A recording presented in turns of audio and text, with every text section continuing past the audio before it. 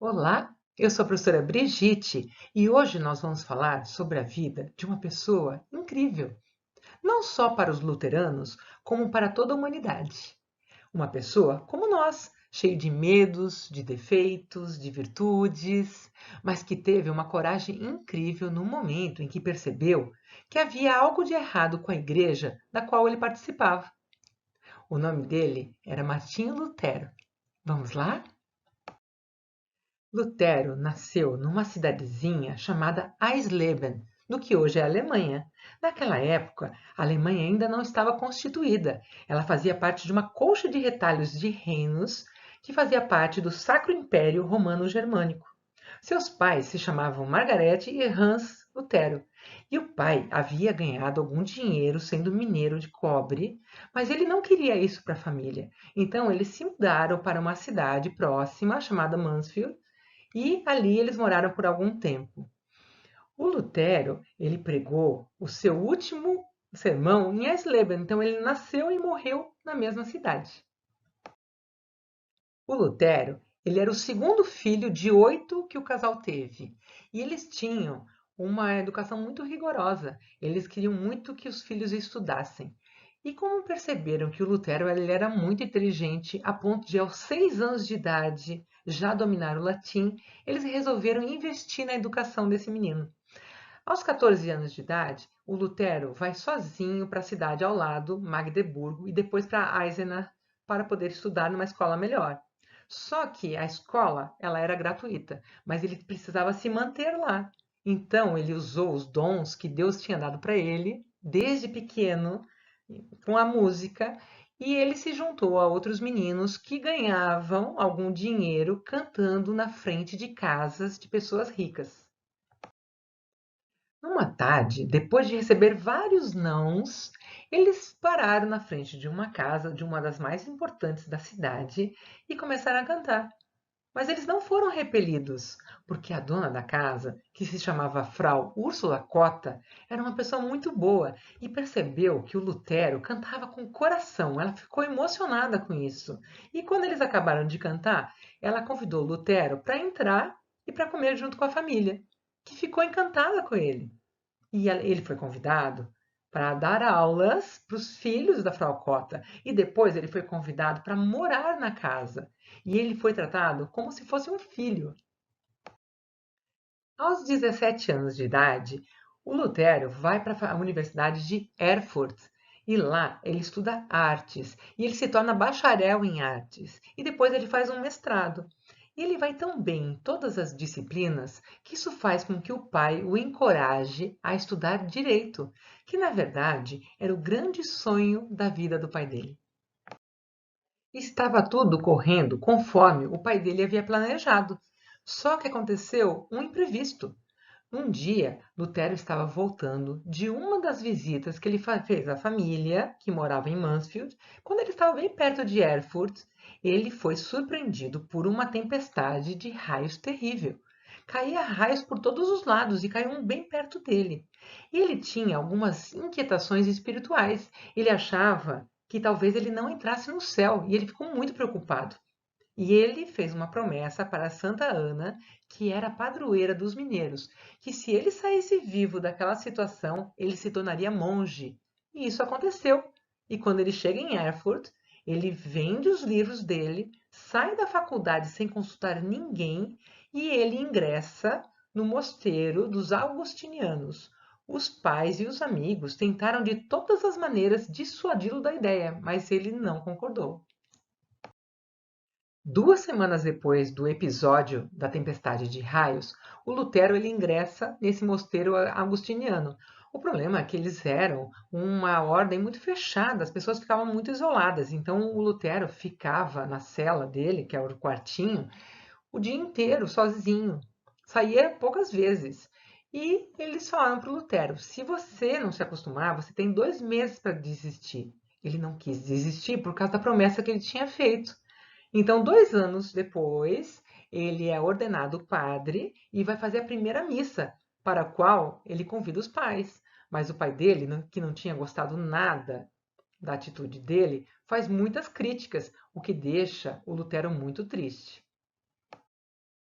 No mosteiro havia um tutor que era muito atento, e quando ele percebeu a tristeza do Lutero, resolveu enviá-lo a Roma para que ele mudasse de ares e pudesse representar a ordem agostiniana. Só que todas as ordens estavam com problemas financeiros, porque todo o dinheiro era canalizado para a construção da Basílica de São Pedro na capital.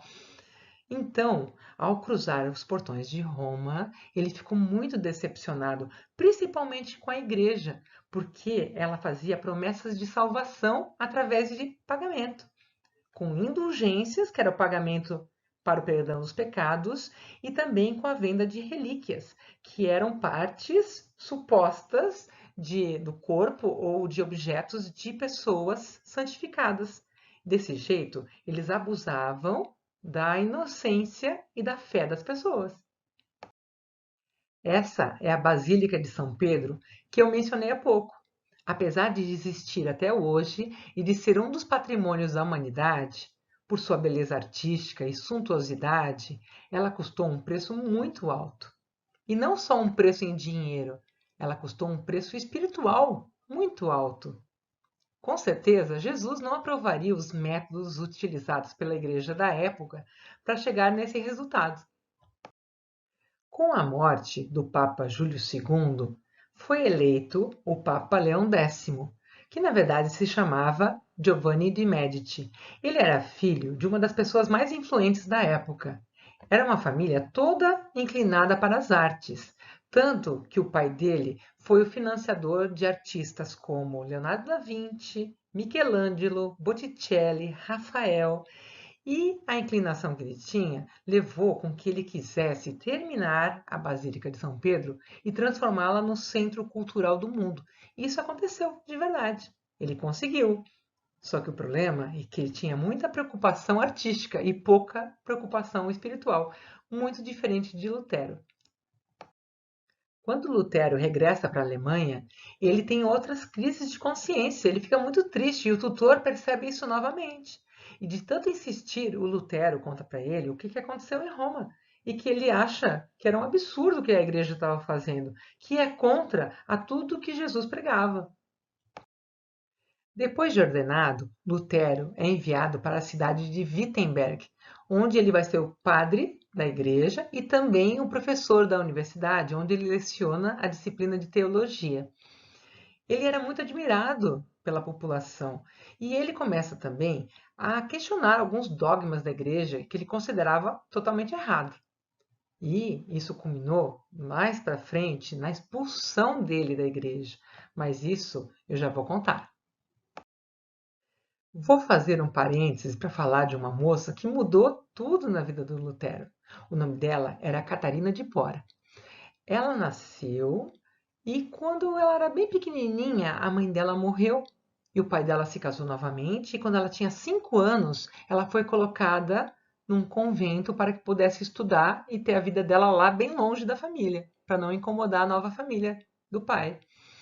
Então, ela cresceu estudando bastante. Ela teve acesso a muita informação que ela não teria se não tivesse entrado no convento. E ela aprendeu de tudo. Só que ela não tinha vocação para ser freira. E quando ela entrou em contato com as ideias do Lutero, ela resolveu escrever uma carta para ele pedindo ajuda que retirasse a ela e a outras amigas do convento, porque ela não queria mais ficar lá. Então, o Lutero, ele teve uma ideia. Ele lembrou de um amigo que poderia ajudar. E então, uma história fantástica aconteceu. O amigo do Lutero entra no convento com tonéis, que eram barris enormes de peixe. E quando ele sai com 12 freiras escondidas nesses tonéis de peixe. Foi uma história, assim, que todo mundo comentava. E 2 anos depois, o Lutero e a Catarina se aproximam porque o pai do Lutero ficou muito empolgado que poderia, né, ter uma nora e ele acha a Catarina muito interessante. Os dois se aproximam, acabam se casando e têm 6 filhos. A Catarina, como era muito esperta e percebeu que o Lutero não era apegado ao dinheiro, ele se importava com outras questões, ela passa a administrar todos os bens da família, que não eram muitos. Então ela tinha que fazer um grande esforço. Ela conseguiu editores para os livros do Lutero, ela transformou, né, o espaço, né, da casa deles num pensionato para conseguir ganhar dinheiro. Ela fabricava até cerveja. Na verdade, a Catarina era uma mulher muito à frente do tempo dela. Quando eles se casaram, o Lutero não era uma pessoa tão empolgada assim com o casamento. E ele disse uma frase muito engraçada. Ele disse o seguinte, que ele estava casando para agradar o pai, irritar o papa, fazer os anjos sorrirem e os demônios chorarem. Só que esse relacionamento se transformou num grande amor e eles foram um casal muito feliz. E também eles deram um exemplo para que ex-freiras e ex-padres pudessem casar, e isso foi um rompimento definitivo com a Igreja de Roma. Agora eu vou retomar o que eu comecei lá atrás. O que aconteceu com Lutero quando ele vai contra as normas da Igreja? Ele era o responsável pela Igreja de Wittenberg e também pelas aulas de teologia da universidade. Quando ele vai contra a igreja fica com medo de ter perdas, né, financeiras muito grandes. Então, ele é chamado a se retratar. Ele foi chamado várias vezes. E ele diz: Eu li na Bíblia de que o perdão era a graça de Deus e não era para ser pago. Se vocês encontrarem em qualquer lugar na Bíblia algo contrário a isso, eu me retrato. Só que eles não encontraram, porque não existia realmente. Mas a gota d'água foi quando Lutero, no dia 31 de outubro de 1517, prega na porta da igreja de Wittenberg 95 teses contrárias às atitudes da igreja. Como eles tinham inventado a imprensa há pouco tempo, essas teses elas foram impressas e foram distribuídas para as pessoas que sabiam ler da população. Aquilo ali foi demais para a igreja. Ele foi excomungado e considerado uma pessoa meio bandida, que qualquer pessoa poderia matá-lo, que não seria crime. Quando ele está voltando para casa, ele é sequestrado, mas não por bandidos, pelos amigos dele que temiam pela vida do Lutero e o levam em segredo para um castelo lindíssimo chamado Wartburg. Lá ele fica em segredo e em 11 semanas ele traduz o Novo Testamento para o idioma da terra dele, o alemão. Essas são imagens do castelo de Wartburg, esse lugar tão especial, onde o Lutero traduziu o Novo Testamento para o alemão. Por que isso era importante? Porque aí as pessoas poderiam ler e ter as suas próprias conclusões, sem passar pela mediação de religiosos. E como vocês podem perceber, esse quarto dele, apesar de todo o luxo do castelo, era muito simples e não tinha distrações. Ações como essa do Lutero desencadearam um movimento muito importante na Europa, que depois ficou conhecido como Reforma Protestante. Essa busca incessante que ele tinha pela verdade nos trouxe uma nova visão da Igreja.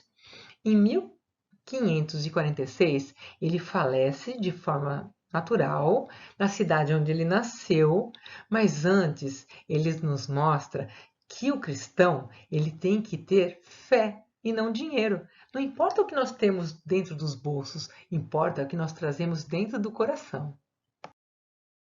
Espero que vocês tenham gostado da história do Lutero, tanto quanto eu gostei de contar. E que a gente tome como exemplo a coragem dele para fortalecer cada vez mais a nossa fé. Tenham todos uma semana abençoada e até a próxima!